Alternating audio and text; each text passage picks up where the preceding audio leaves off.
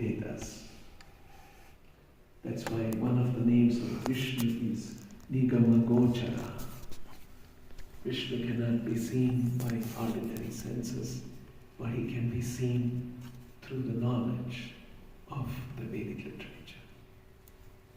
So he is known as Nigama Gochara. So, Nigama Kalpataru. The Vedas are compared to Kalpataru. It is a wish-fulfilling tree. One can approach Vedas for various reasons, and Vedas will have an answer. That is why Chaitanya Mahaprabhu broadly, because Vedas are so vast, there are the 4 Vedas, the Upanishads, there are so many suttas, so many samhitas, so many tantras. All of this constitutes Vedic knowledge. And if somebody has to understand that, it takes many, many years of dedicated, intense study. But in Kali Yuga, Prain Alpaisha Sabhya Kalavasmin Yuge Jana Manda Matayo Manda Bhakya Vipaptata. And people in Kali Yuga are short-lived. They are not very intelligent as far as spiritual matters are concerned. They are very lazy about spiritual matters. And they are unfortunate. And they are constantly disturbed. They're very disturbed people. Everybody is very disturbed. So, in this situation, how will they understand this vast body of Vedic knowledge? So Chaitanya Mahaprabhu came to give us an overview, an understanding of what this is. Actually, Krishna did that. Because Krishna came at the Dwapara and Kali Sandhya. It was the conjunction between Dwapara Yuga and Kali Yuga. End of Dwapara Yuga and beginning of Kali Yuga. In fact, as soon as Krishna disappeared, Kali entered. The millennium Yuga transition began. Yuga Sandhya was at that time.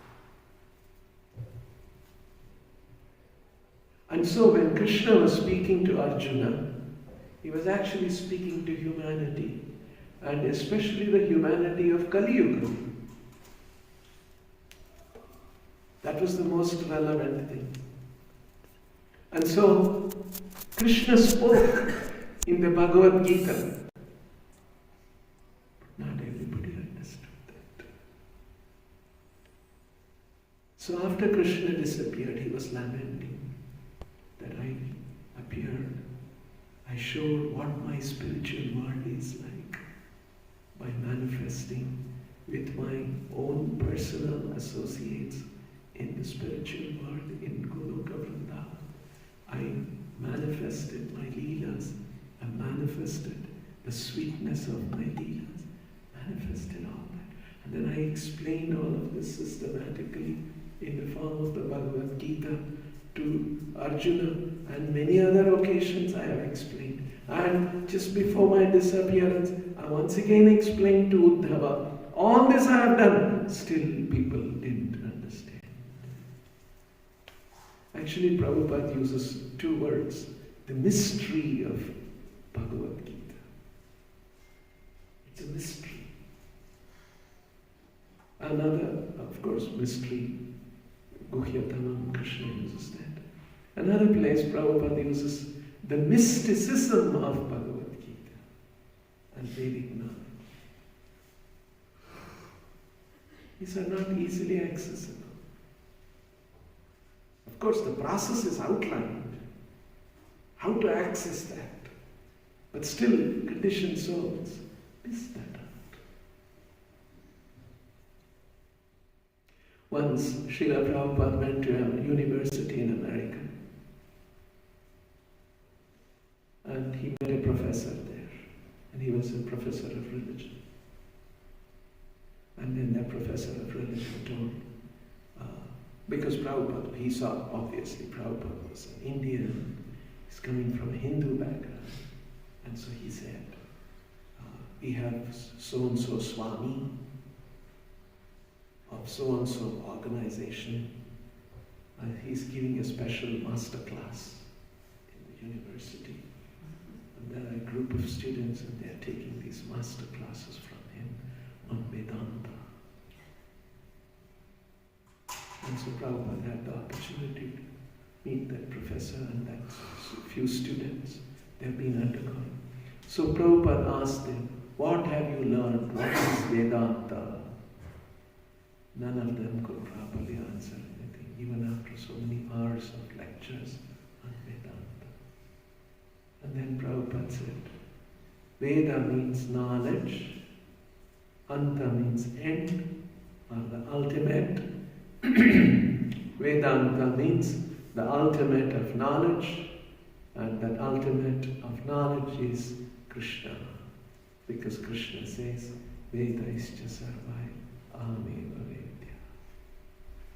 So Vedanta means to understand Krishna. Nobody had heard such a simple, clear explanation before that. Just see.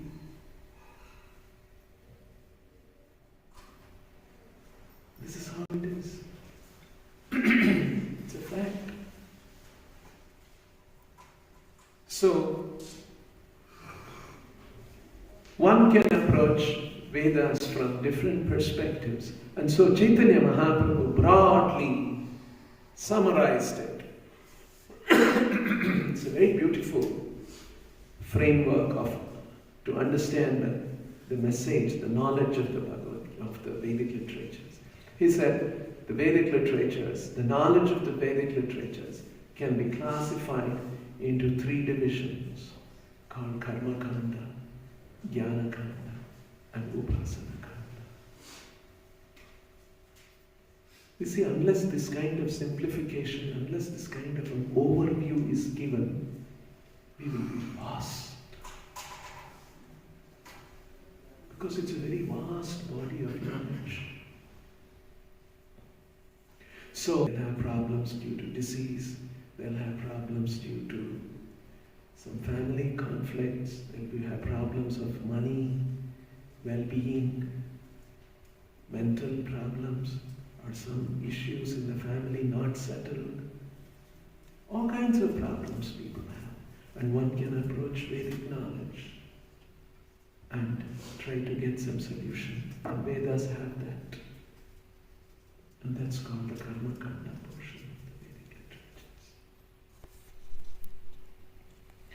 In fact, Srila Prabhupada also explains, if you see and analyze most of the world religions, they largely are about this kind of a Karma Kanda kind of knowledge.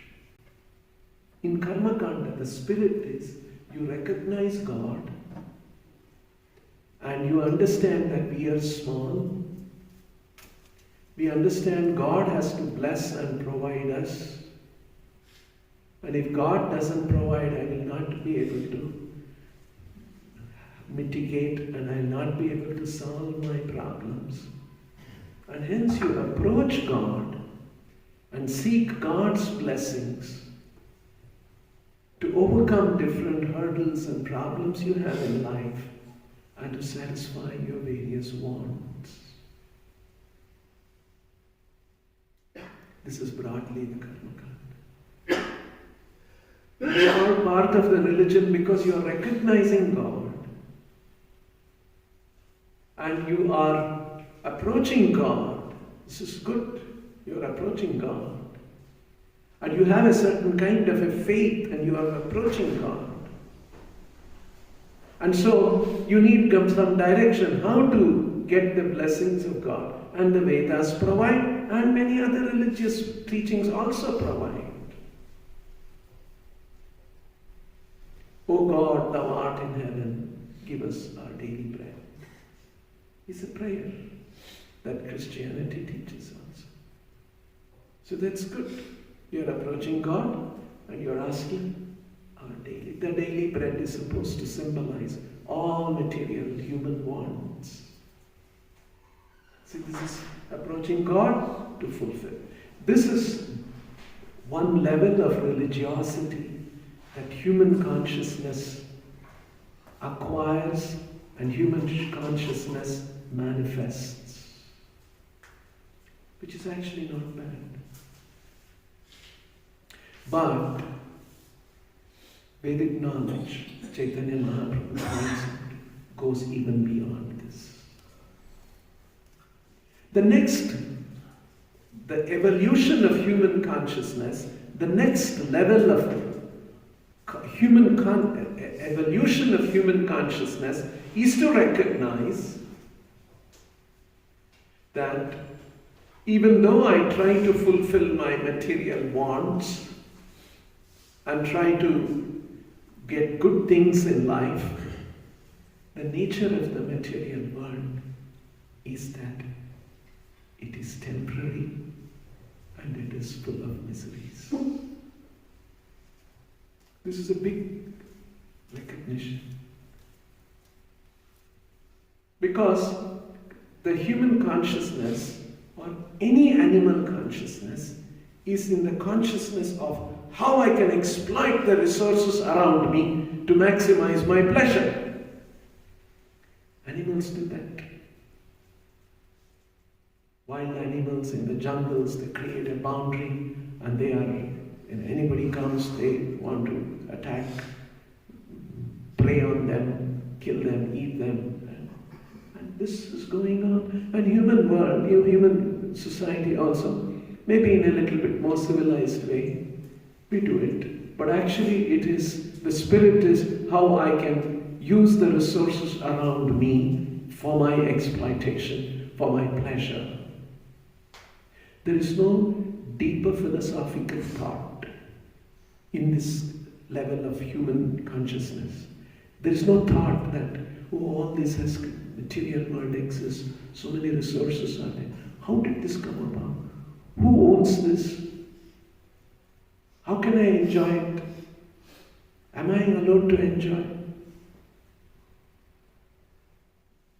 So this kind of a thinking, children are like that, curious, pull this, that, and sometimes parents sit quietly. The child will sit. If the training is not there, the child is just going around pulling everything. Like that, conditioned souls also. They come here, they keep pulling everything available in the material world for my enjoyment. See, that's one kind of a consciousness. You may do it a little bit more sophisticated way, but basically that's what all human civilization, human society is doing. Oh, rare earths. Let's get more and more rare earths. Which country has? Let's go conquer them. Because it's going to make so much economic sense for us. Like this is the way human thinking is. So, the Karma Kanda addresses that large human population's large requirement. But there is one small portion of that human consciousness, human beings who evolve a little bit more and start thinking how much ever effort I put in, how much ever systematically I work. Not only me. If you see the history of humanity, people have worked, but ultimately all their plans were destroyed, finished. Isn't it? There were big emperors, very powerful emperors were there. History has seen many powerful people. But their life also ended one day. They also died. They also became conquered, whatever happened, and they died. They're gone. And all that wealth they had, nothing they can take. And even in this struggle, in this life, there are so many impediments. That is why, you see, this expression, dharmasya hyapavargasya. It's a very, very beautiful, very profound statement of the Srimad Bhagavatam. Dharmasya hyapavargasya narto arthayopakampate. When Srila Prabhupada was asked by one more very, very sharp, very, very respectful professor of religion, once he met Prabhupada many times when Prabhupada used to visit in those 10 or 11 years' time. Very first, 21st meeting with Srila Prabhupada happened in 26 Second Avenue, the first temple. And he bought the 3 volumes of the Srimad Bhagavatam from Prabhupada. So, in one of those occasions, when a few years later, when he met Prabhupada, he was very respectful to Prabhupada. He saw Prabhupada as a great realized scholar, soul. And so he asked him, he has many nice questions in that conversation. One of the questions he asked, if somebody is collecting a few verses about your different works, is there 1 or 2 verses that you can mention that captures the message you want to present to the world?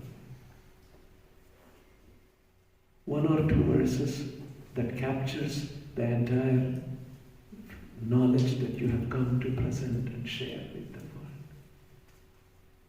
What would you all think? What will that 1 or 2 verses will be?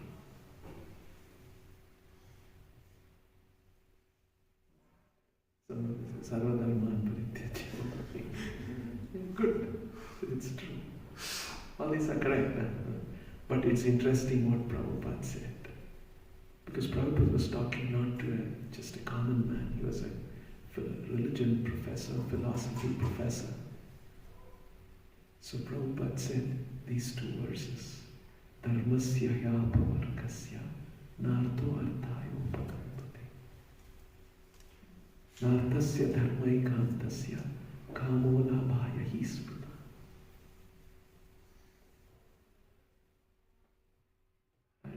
Kamasya nendriya priti narto yasceha jivasya tattva jignasa narto yasceha karmabi. These 2 verses Srila Prabhupada explained as the message that captures the entire knowledge that he has come to present. It's very interesting how Prabhupada points this out. And he told his disciple, bring that book. They brought the Bhagavatam. It's the first canto, 2nd chapter. And he told them to open, and he told the devout disciple to read that translation and purport. It's very interesting. Basically, what does this verse do is, in Hindu theology, in Hindu understanding, we have all grown up with this understanding from young age. There are 4 important stages of development. Dharma, Artha, Kama, Moksha. Dharma is meant for, Dharma regulates human life based on religious principles. And because of regulated human life, religious life, there is artha in the human society, there is economic development. And with economic development and some prosperity, some gifts of God, you can fulfill your material desires, kama. And when you fulfill your material desires, and when you try to do that for a long time, gradually you will begin to understand material pleasure is not satisfying, it is temporary, it is full of miseries. It may not happen in one lifetime usually. Mostly we are so charged with desire to enjoy, hardly will just be exploiting the resources in the world, hardly think little deeply philosophically. Even if hurdles come, no, I will conquer, I'll do this, I'll try another thing. And all the world is full of people. Look at this person who worked hard and he rose from this to this. So many things they cite to motivate, to remain motivated. So very rarely dharma, artha, kama leads to the next stage of looking for liberation, moksha. So dharma, artha, kama, moksha. This is another way of saying what Chaitanya Mahaprabhu is saying, karma kanda, jnana kanda and upasana kanda. This dharma, artha, moksha, kama, the dharma, artha, kama, moksha, it's a multi-life process of evolution of human consciousness. So Bhagavatam, which is also another literature for people of Kali Yuga, because the sages of Naimisharanya, what did they do? They all were discussing in Naimisharanya, now Kali Yuga has begun. Prayen alpayashaha kala kala asmin yuge janaha. Their Kali Yuga has begun. They are short-lived, they are unintelligent, they are always disturbed, they are unfortunate. How will they get the benefit of this Vedic knowledge? And they were thinking about it, and they all discussed among themselves, and they said, okay, let's frame some questions. It was very intelligent, very intellectual exercise. When there is so much discussion, something like that. Okay, all right, we have discussed a lot. Now let's put down what is that? What are the main points that we have discussed? Like this. And they list out 6 questions. Is that the first chapter of the Bhagavatam? Questions by the sages of Naimisharanya. And if you see those 6 questions, they are all very, very intellectually, very distilled questions. So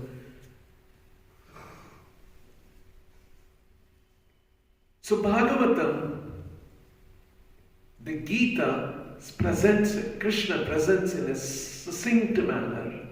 Bhagavatam elaborates that. That's another way Prabhupada explained that Bhagavatam is a graduate study of the Bhagavad Gita.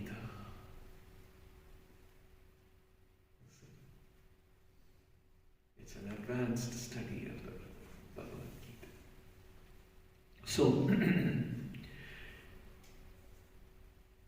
So dharmasya hyapavargasya, it actually, this is the point I was trying to come, I lost track a little bit. Dharma is meant for apavarga. That's what this means. Dharmasya hi dharmasya apavargasya. Dharma is meant for apavarga. What is apavarga? It is opposite of pavarga. What is pavarga? Pavarga is the alphabets in Sanskrit, and in most of our Indian languages also you have pa, pa, bha, bha, ma. That's pavarga. You have kavarga, chavarga, tavarga, pavarga.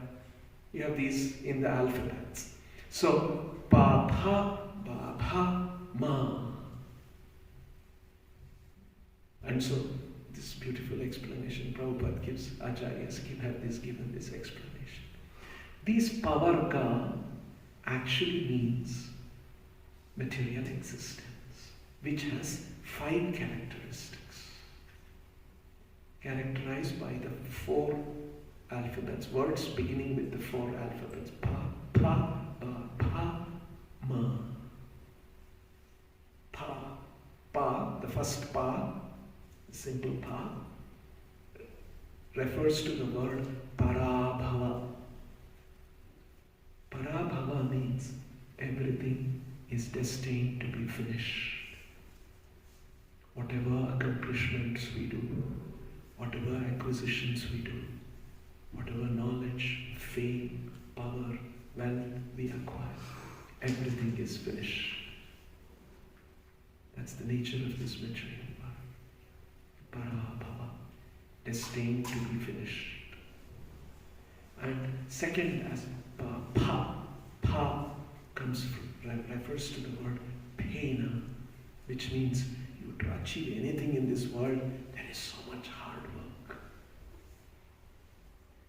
Pena also means froth in the mouth, like you can see in a bullock cart. Bull is pulling hard, and in its mouth there is foam. It refers to hard work. And then ba refers to bandhana, means we'll be bound. Every action you do in this material existence, there's a reaction that binds us. And bha is bhaya, of fear. Everywhere in the world there is fear. Fear is an integral part of existence in this world. And ma refers to marana, or mrityu is end, life. You see, these 5 words actually captures the reality of this material existence.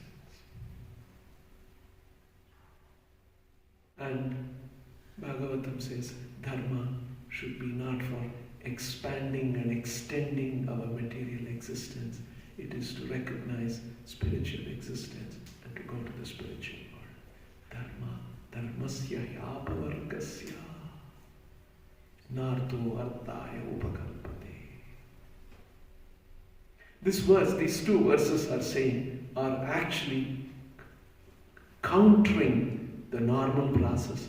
Dharma is not meant for artha, it is meant for apavarga, to go back to the spiritual world.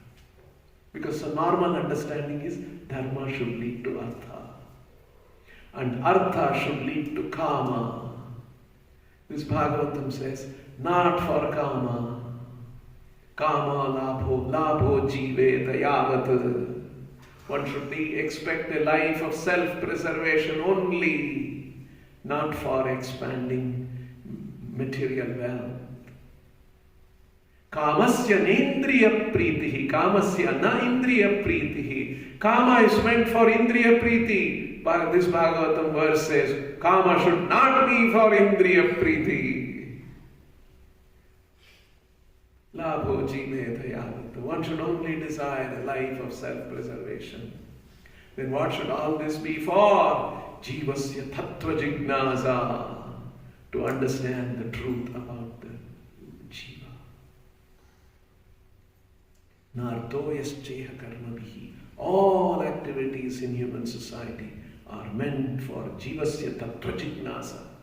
Normal understanding is human activities should be in the field of dharma, which will lead to artha, which will lead to kama, and over many lifetimes, gradually you will understand this is parabhava. You will understand everything is dukkhalayam ashashvatam, as Krishna captures it very quickly, simply. And one who understands this now will think that is there something beyond this? Mamupetya dukkhanteya dukkhalayam ashashvatam napnuvanti mahatmana. So these 2 verses,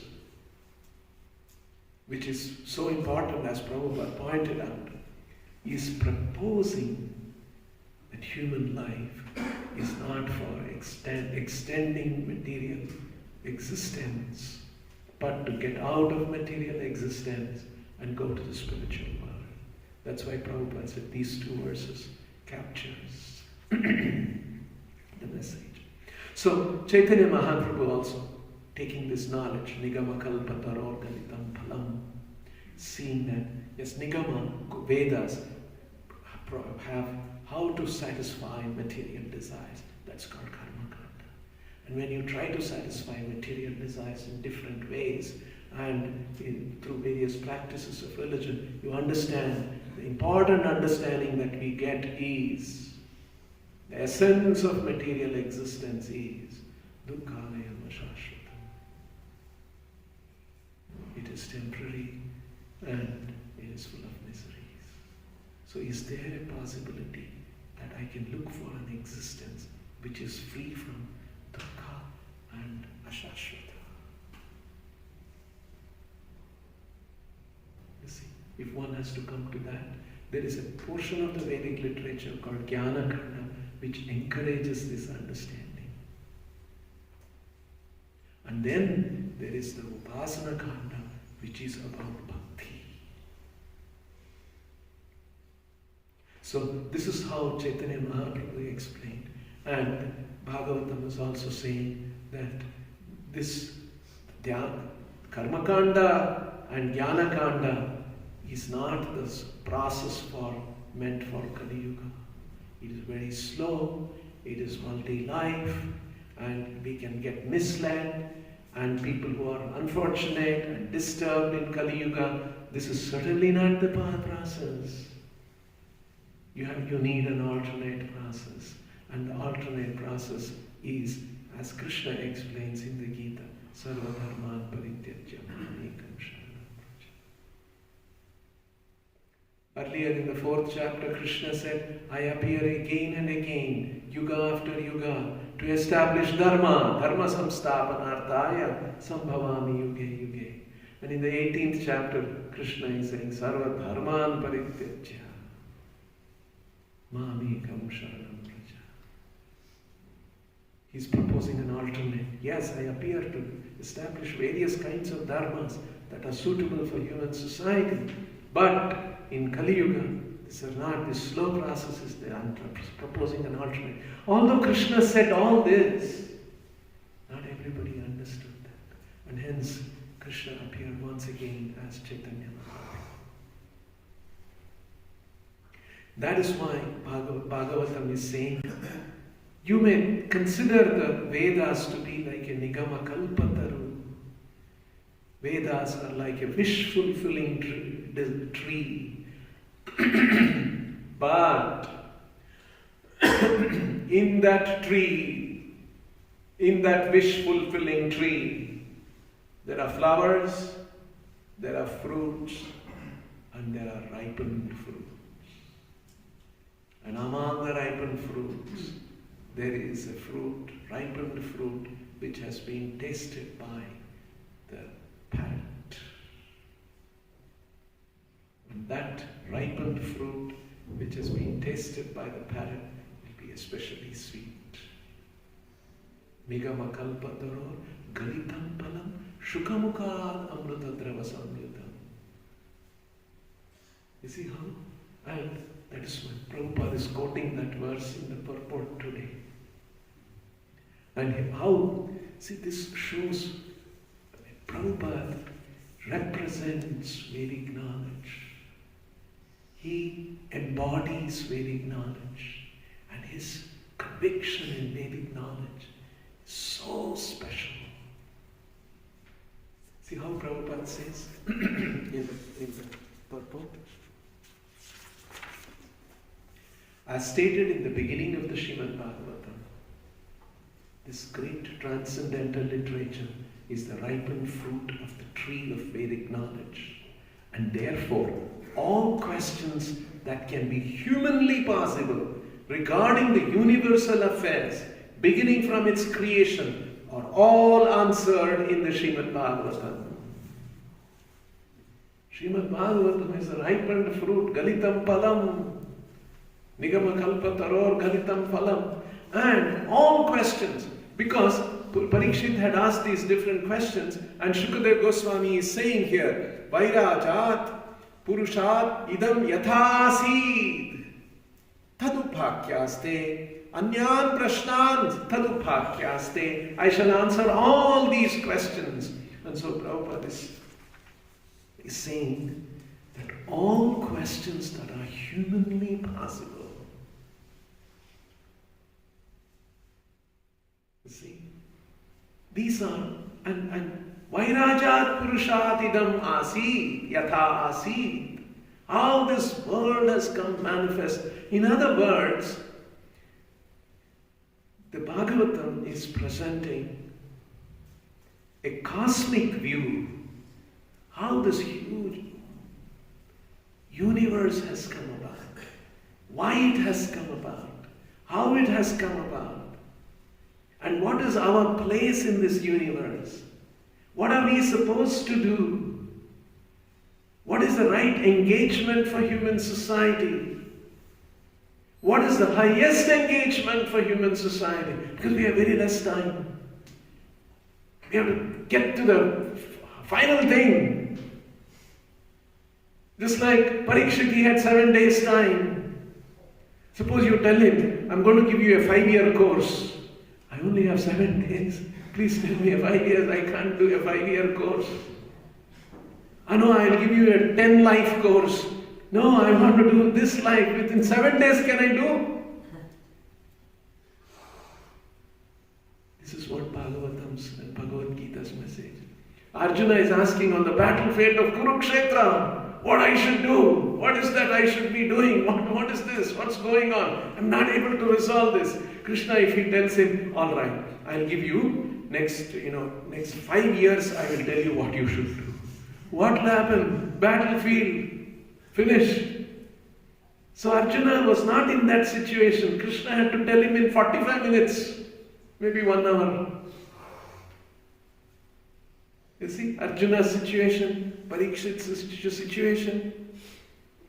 In these kind of situations, the quick and the ultimate knowledge had to be presented. That's why Bhagavatam is very special. It is Nigamakalpatoror Khalitam Phalam, ripened fruit of God. And it is not present, it is presented in the form of a cosmic philosophy and understanding, existential philosophy. Why the universe exists? Why we exist? What is the purpose of this creation? You see, that level of knowledge is being presented, and that's why Prabhupada is saying all questions humanly possible have been answered in the Srimad Bhagavatam. One can draw out. And who can draw out? Very important principle Prabhupada has said. The answers depend only on the qualification of the person who explains them. All knowledge is there. We can draw out, but we have to be qualified. We have to be in touch with Krishna. We have to be in touch with the acharyas. We have to be pure in heart. Not that I will get this knowledge and with this knowledge I will exploit more. That's karmakanda mindset. In Jnana-kanda also there is a mindset of my enjoyment, how I can become happy through liberation. In the Upasana-kanda, in the Bhakti, in the Shuddha Bhakti, usually Bhakti gets mixed up with other things. Karma Mishra Bhakti, Jnana Mishra. Now Shuddha Bhakti, Chaitanya Mahaprabhu wants to teach because Krishna also has spoken about Shuddha Bhakti only. Ananyas Chintayanto Ma, Ejana Pariupasate. Shuddha Bhakti. So Chaitanya Mahaprabhu wanted to present. And for that Shuddha Bhakti, you should not be thinking, how I'll be happy. You should know who is Krishna, who is you, who I am, what is my purpose, what is my position, what is my situation, and what I should be acting. Just like all this so nicely Prabhupada said, like the different parts of the body. What should the finger be thinking? The finger, hands, legs. Finger should be thinking how I can keep the whole body in a good state. Eyes, ears, nose, organs, senses, everything. Moment some food is there, eyes should look at it, hand should go, finger should pick it up and put that food in the mouth, and when the mouth food goes into the stomach and the whole body gets nourished, and even the finger gets nourished. So finger should understand, I am part of this whole body. And if I have to be in a good state, I should be feeding the stomach. I should be feeling this body. If the finger thinks, no, food is there, I'll be touching it, feeling it. It will not, nourishment cannot enter through the skin.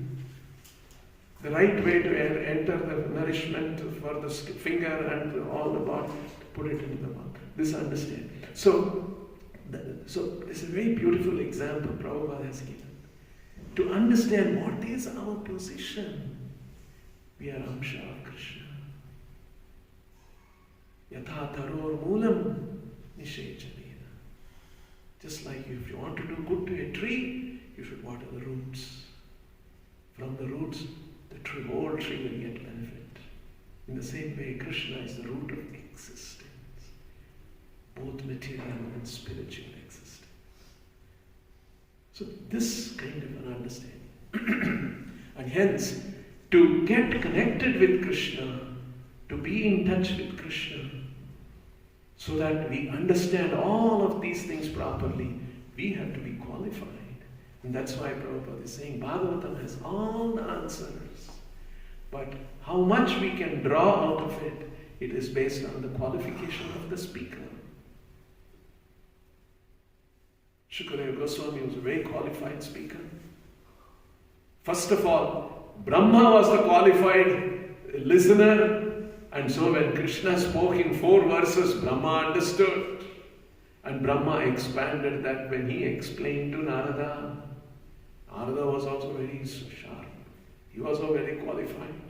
He explained further to Vyasa, and Vyasa further expanded it. And after Vyasa expanded it in the form of the Bhagavatam, Vedic literature, so many of our acharyas further expanded.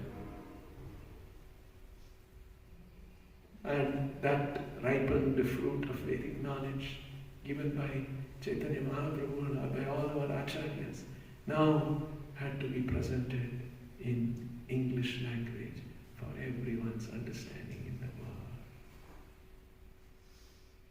This knowledge is for benefiting everybody in the world. That's how it is. Just like they discovered gravity and they made that knowledge available for everybody. They didn't say, oh, this gravity knowledge, Newton did this, we'll keep it in our country and we'll do some benefit. No, this knowledge is meant for everybody. In the same way, this knowledge about purpose of human life, purpose of existence is meant for everyone. This is Krishna's plan. But it requires qualifications. Human beings generally are not ready for all these things. They are just interested in for their material benefit, their existence. And that is what the 10 divisions of Srimad Bhagavatam, as explained by the great speaker, Srila Shukadeva Goswami, are the limitation of all questions. You see, this is the limit of human inquiry. The Bhagavatam is taking us to the limits of human intellectual inquiry. See the way how Prabhupada presents these things? Because it is Nigama Kalpatara Kalitam Pala. Shukamukha Amruta Travasam Yatam. See, this is the position of the knowledge that Prabhupada is giving. So, this spirit, this understanding, this way we should lead our life, the way Prabhupada has explained this. And intelligent persons will derive all intellectual benefits from them by proper utilization. And this is how Prabhupada concludes this last verse and last purport of the Srimad Bhagavatam. And in the next verse, next chapter, Bhagavatam begins to tell what are those 10 divisions. See, this is all further expansion. The 4 shlokas, 4 verses expanded. Now, here, How the Shukadeva Goswami is going to explain. There are 10 subject matter that we should understand. And he explains, what are those 10 subjects? Shri Shuka Uvacha, Atra Sarga Visargascha, Sthanam Poshanam Utayaha, Manvantara Anukatha, Nirodha Mukti Ashrayaha. 10 points, 10 words are there, all described, and then he expands each one of them. The whole chapter is about the 10 subject matter. See how systematically this is all done. Very beautiful. And Prabhupada's presentation of this. We'll stop here. Any questions? Yes? Yes, this gigantic universal form is Mahavishnu or Vairaja. Vairaja, Virat. Vairaja comes from the word Virat. So it's referring to Virat Purusha. Because Mahavishnu creates the universe. Correct. Virat Rupa is an imaginary form. Yeah.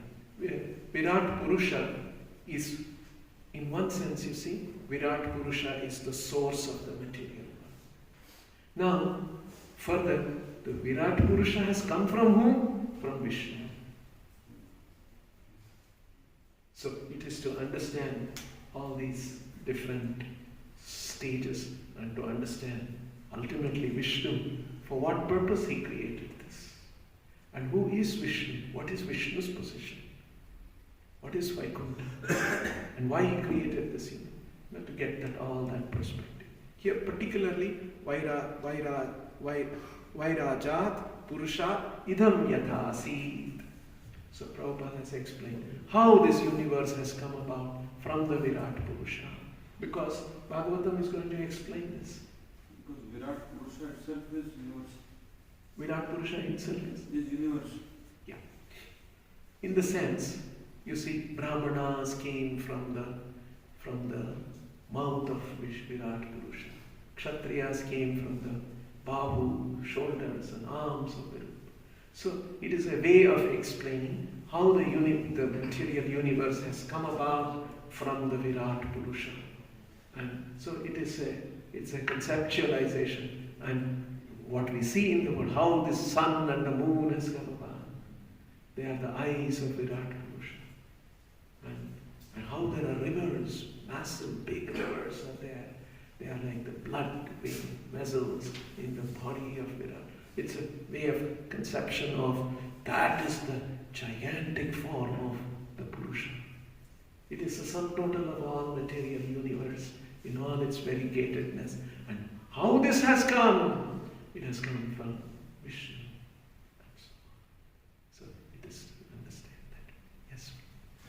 Prabhu, please accept my humble obeisances. Prabhu, how can we understand in a practical understanding that Bhagavad Gita is the basis and Bhagavatam is the graduate study of Bhagavad Gita? Okay. You see, Prabhupada explains this. In the 18th chapter of the Gita, Krishna says, Sarva dharman parityajya mam ekam sharanam vraja. Give up all other dharmas, sarva dharma, all other dharma, and surrender to me alone. Right? Now, the Bhagavatam, second verse. The first verse is Janmatyasya yada. The second verse, Dharma projita kaitavotra paramo nirmatsaranam satam vedyam vastavam atra vastu shivadam tapatrayonam mulanam, and so on. What does the second verse say? This Bhagavatam, rejecting all Kaitava dharma, establishes that which is the real vastu, substance, the truth. And this is meant for nirmatsaranam satam vedyam vastavam atra vastu shivadam, and it brings all auspiciousness. Tapatrayon unmulanam, it removes all miseries. Unmulanam, it uproots the misery. Because miseries have many causes. When you when you get the misery in life, that is because the fruit of our past karma has fructified. Before something becomes a fruit, it is a flower. Before it's a flower, it's a bud. And the bud comes from the shoot. From the shoot comes from the root. So like this, there are many levels of causes of the misery we experience. Now, Bhagavatam knowledge uproots it. Unmoolanam, moola is root. Unmoolanam means it removes it, means don't worry about the fruit of karma, flower of karma, bud of karma, leaves of karma, shoot of karma. Root itself is removed. See, the very ultimate cause of misery is removed through the Bhagavatam. See how this is around. And so, where Bhagavad Gita ends, Krishna said, give up all dharma, surrender to me. Now Bhagavatam begins with on the same direction. This Bhagavatam establishes rejecting all kaitava dharma, dharma projita kaitavotram, paramo nirvatsaranam satam, vedyam vastavam atra vastu shivatam. This establishes that ultimate substance, ultimate truth. What is the ultimate truth is explained. So you see how the link is. The Gita concludes, Bhagavatam expands on that. So that's the connection. That Karma Kanda, Jnana Kanda, Upasana Kanda you told. The Vedas Upasana Kanda is, my understanding is what I have read a little bit, that they worship demigods. They start like Surya, then Ganesha, Devi, Shiva, including Vishnu. So, but you said that it's a devotional service. So, Upasana can mean Devata Upasana. But Prabhupada also says Bhakti is also explained in the Upasana Kanda, and Shuddha Bhakti is further explained in the Vedic literature. That constitutes the Bhakti Upasana Kanda. So one can generalize it as Upasana means worship. It can refer to Devata worship also. But it also refers to Vishnu worship and Shuddha Bhakti worship without any mishra of karma and jnana. Basically you are saying Vedas, worship of all the Devatas are mentioned along with also pure devotional service. Pure devotional service is there in the Vedas. Karma Kanda also has this. Karma Kanda has this worship of the Devatas also. You once very nicely explained the meaning of Bhakti Vedanta. Like Prabhupada was given this title Bhakti Vedanta. So, who gave this title and what is the meaning? Like very nicely explained in this small way. You can explain again. Okay. Prabhupada was given the title Bhakti Vedanta by a Vaishnava Samaj, it says. I've also not understood who gave, how. After his sannyas, the title was conferred to him as Bhakti Vedanta Swami. When he took sannyas, he was given Swami Maharaj was the name. That was the tradition in Gaudiya. Puri Maharaj, Swami Maharaj. And later on, because of his devotion and scholarship.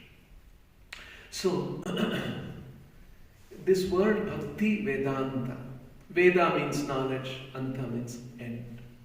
And Vedanta means end of knowledge, which is Krishna. And Krishna can be understood only by Bhakti. Bhaktyamam abhijanati yavan yaschasmi tattvataha. If you want to understand Krishna tattvataha, in truth, who is Krishna? What is his position? What does he do? What does he think? What delights him? What is his engagement? He's a Purusha. He has desires, he has feelings, he has emotions, he has activities. Purushas have activity. This chair has no activity of its own. We use it. We use it for our activities. Right? So, where there is consciousness, there is activity. So, he is the supreme consciousness. What is his supreme activity? What is his level of activities? All this constitutes Krishna Tattva. And one can understand this Krishna Tattva only through bhakti. And hence, bhakti is the right conclusion of Vedanta. And Srila Prabhupada is, in the Krishna also explains, Aham sarvasya prabhavo mattha sarvam pravartate iti matva bhajante mam buddha bhava samanvitaha. In this verse, Krishna has used the word Buddha. Buddha. Buddha means enlightened one. That's why Buddha, he did meditation under a certain tree. Siddhartha, he was Prince Siddhartha. He sat under the tree, and when he saw some things which his father had prevented him from seeing, he was very worried about his son. His son should become a good king like him. And so he had carefully nurtured him. But then Prince Siddhartha saw an old man. He saw a deceased man. And he saw somebody carrying a dead body. This shocked him. You see, this all Janma Mrityu Jara Vyadhi. This is what Siddhartha also saw. Krishna is talking about this only. So Buddha became shocked by seeing this is the nature of material existence. And he wanted to give up his kingdom, and he did meditation. And then it says, under the Bodhi tree, he became Buddha, the enlightened one. You see, the word Buddha means the enlightened one. Krishna is using that word. Aham sarvasya prabhavo mattha sarvam pravartate iti matva bhajante mam. Iti matva, those who know this, that Krishna is the source of everything is coming from him. Iti matva bhajante mam. They render service unto me with devotion. And how do they do it? How are they? They are Buddha, they are enlightened. And they are Buddha, and what do they do? Bhava samanvitaha. Samanvitaha. Anvitaha means full of, absorbed in, imbued with. Imbued with what? Bhava samanvitaha. With bhava. Bhakti, bhava bhakti. So, when one is Buddha, when one is enlightened with Vedanta knowledge, he will become bhava samanvitaha. He will be full of bhakti. And that's a very beautiful encapsulation of Prabhupada's very, very, very good title, because Prabhupada had the Vedanta knowledge and he had bhakti, and he was able to present the Bhakti Vedanta purport to the Bhagavatam. We'll stop here. Grantaraj Srimad Bhagavatam. Shri Radha Vrindavan Chandra. Shri Vrindavan Dham Ki. Shri Nitai Gauranga Ki. Shri Prabhupada Ki.